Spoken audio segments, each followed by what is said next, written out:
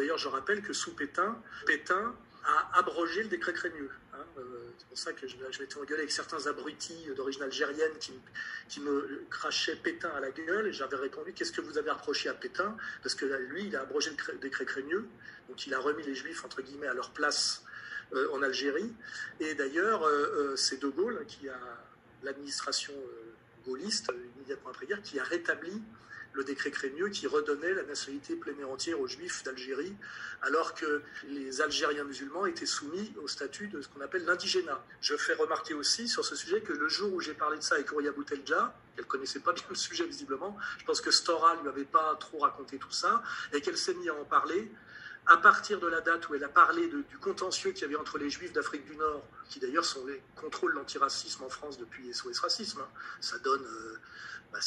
comment il s'appelle, Julien Drey, etc. Depuis qu'elle en a parlé et qu'elle a parlé de ce contentieux historique entre les Français d'origine maghrébine, ce que représente le pire et ce que représentent les immigrés nord-africains en France, et ceux d'ailleurs qui en avaient la gestion et le contrôle, qui sont justement ces Juifs algériens, tels que Julien Drey, depuis qu'elle a parlé de ce contentieux entre eux, elle a cessé d'être invitée et elle a été non plus